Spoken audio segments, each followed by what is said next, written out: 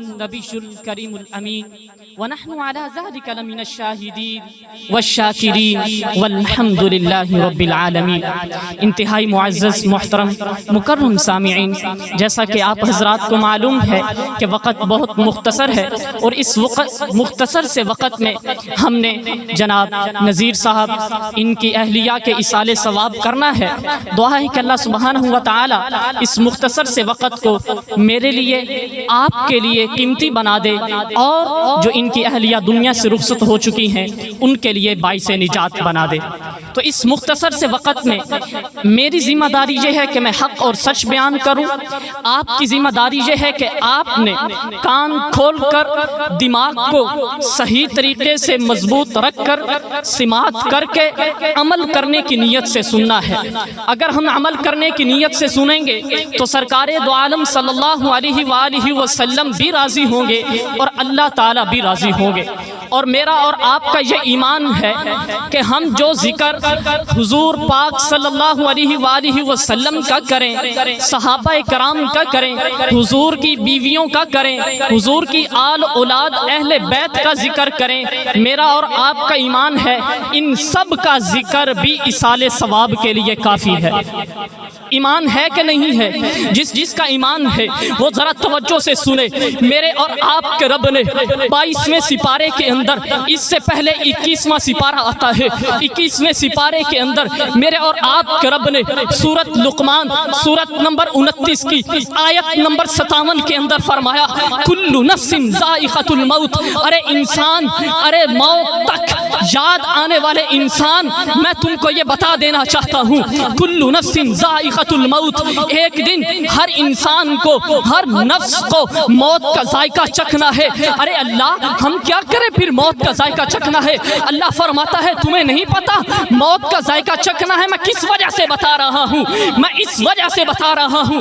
اللہ فرماتا ہے لقد کان لکم فی رسول اللہ اسوۃ حسنہ، میں نے جو تجھے اپنا لاڈلا محبوب، سونا محبوب، آمینہ کا لال، عبداللہ کا لخت جگر، ابو بکر صدیق کا یار، عمر فاروق کا یار، عثمان ذی النورین کا یار، علی حیدر کرار کا یار، اور امی عائشہ صدیقہ کا خامد اور شوہر، اور فاطمہ سیدہ زہرا فاطمہ رضی اللہ تعالی عنہا کا جو میں نے تم کو والد محترم اپنا سونا محبوب عطا کیا ہے، اس کی زندگی پر چلو گے تو پھر تمہاری موت بھی سنور جائے گی، دنیا بھی سنور جائے گی، اور آخرت بھی سنور جائے گی۔ اور یہ میرا اور آپ کا ایمان نہیں، یہ قرآن اور حدیث سے ملتا ہے۔ جب ہم قرآن سے پوچھتے ہیں کہ اے قرآن ہمیں بتا تو صحیح، ہم اپنی زندگی کیسے گزاریں، ہم کیسے نماز پڑھیں، ہم کیسے قرآن پڑھیں، ہم کیسے سنتوں پر عمل کریں، کیسے ذکر کریں، کیسے پاک نبی پر درود پڑھیں، تو میرا قرآن میں اللہ فرماتا ہے قل ان کنتم تحبون اللہ فاتبعونی یحببکم اللہ۔ ارے انسان، کمل انسان، تم کو پتہ نہیں ہے میں نے قرآن کے اندر جگہ جگہ بتا دیا ہے۔ تو قرآن نہیں پڑھتا، تو قرآن کو ایک نمبر نہیں مانتا، تو قرآن کو محفوظ نہیں مانتا۔ اس قرآن کے اندر تو میں نے بتا دیا ہے کہ اگر میرے سونے محبوب مدنی آمینہ کے لال صلی اللہ علیہ وآلہ وسلم کی زندگی کو اپنا لو گے، ان سے محبت کر لو گے، تو اللہ فرماتا ہے یغفر لکم ذنوبکم، میں تمہیں دنیا کے اندر بھی معاف کر دوں گا، اور جو دنیا کے اندر سے اللہ کو پیارا ہو جائے گا اس کو بھی معاف کر دوں گا۔ اور پھر اللہ فرماتا ہے صرف معاف نہیں کروں گا، معاف کرنے کے ساتھ ساتھ درجات بلند کر دوں گا۔ صرف درجات بلند نہیں کروں گا، درجات بلند کرنے کے ساتھ ساتھ میرا اللہ فرماتا ہے، آسمانوں کو پیدا کرنے والا فرماتا ہے ہاں ہاں، جس کے ہاتھ میں کائنات کا سارا نظام ہے، جو مشکل کشا ہے، جو حاجت روا ہے، جو کائنات کو بنانے والا ہے، کائنات کا نظام چلانے والا ہے، جس کے سوا کوئی مشکل کشا کوئی نہیں، جس کے سوا کوئی حاجت روا کوئی نہیں، وہ پکار کر قرآن کے اندر کہتا ہے میرے سونے محبوب پیغمبر سے محبت کرو گے تو پھر میں تمہیں معاف کروں گا، ورنہ معافی کوئی نہیں۔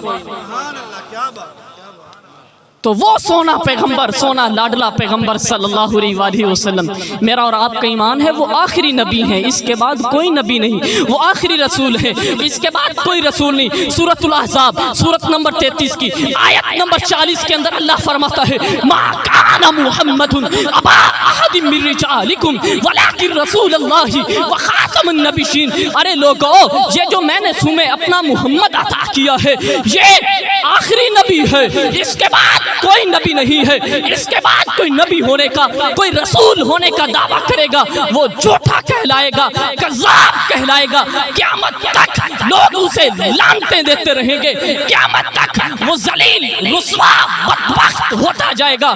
ہاں ہاں، جو نبی کو آخری نبی نہ مانے وہ بھی بدبخت ہو جاتا ہے، جو نبی کے قرآن کو محفوظ نہ مانے وہ بھی بدبخت ہو جاتا ہے۔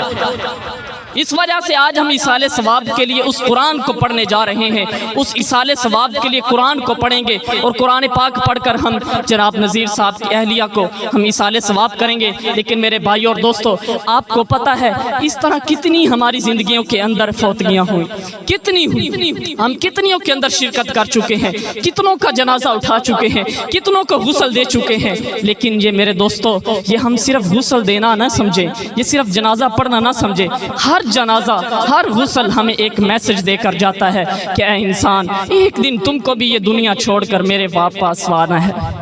ہر ایک کی یہ میسج دے کر جاتا ہے، ہر ایک میسج دے کر جاتا ہے۔ اور ہمیں قبر کی آج فکر نہیں ہے، ہمیں قبر کی فکر کیوں نہیں؟ حضرت عثمان غنی ذی النورین رضی اللہ تعالیٰ عنہ ایک دفعہ کسی قبر پر کھڑے ہو کر رو رہے تھے، کسی رشتہ دار کی قبر نہیں، ویسی قبر کو دیکھ کر رو رہے تھے۔ تو ایک پوچھنے والے نے پوچھا اے امیر المؤمنین، آپ اتنا کیوں رو رہے ہیں؟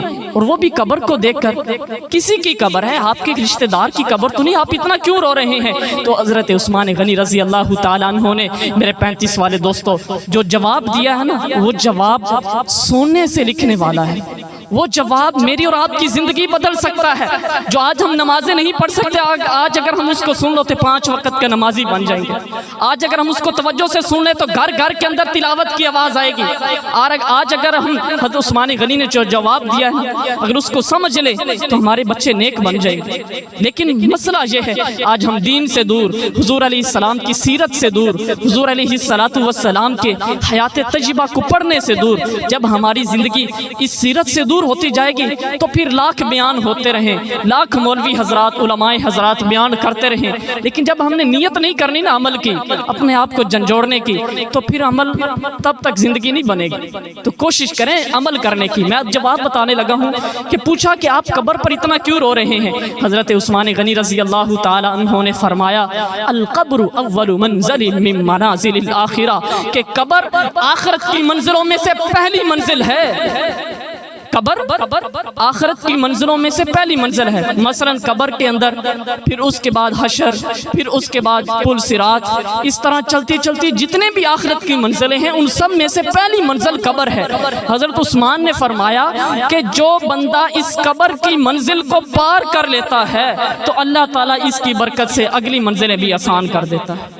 تو اس وجہ سے ہمیں کوشش کرنی چاہیے کہ ہم اس قبر کی تیاری کریں۔ حضور علیہ السلام کی سیرت ہمارے پاس موجود نہیں ہے، حدیث مبارکہ موجود نہیں ہے، قرآن پاک موجود نہیں ہے، علماء کرام، مدرسے، مسجدیں، امام سب کچھ موجود ہے، لیکن غفلت ہماری ہے۔ اس غفلت کو دور کرنا پڑے گا، لیکن اگر غفلت کو دور نہ کیا تو پھر اسی طرح زندگی گزر جائے گی، اور ایک دن ہمارا بھی جنازہ اٹھے گا اور ہمارے لیے، ہمارے ایصال ثواب کے لیے بھی لوگ اسی طرح اکٹھے ہوں گے۔ تو آج سے نیت کرتے ہیں نا، کوشش کرتے ہیں نا کہ آج سے ہم انشاءاللہ 5 نمازیں پابندی کے ساتھ پڑھیں گے، جماعت کے ساتھ پڑھیں گے، اور نماز فرض ہے، اس کی کوئی چھوٹ نہیں ہے۔ دیکھیں نا میرے بھائی، ہم اگر درود شریف پڑھتے ہیں، ذکر کرتے ہیں، تسبیح کرتے ہیں، نعت شریف پڑھتے ہیں، اس طرح جتنی بھی عبادتیں کرتے ہیں یہ ساری نفلی ہیں، اور ان کا درجہ، ان کا ثواب بہت زیادہ ہے، بہت زیادہ ہے۔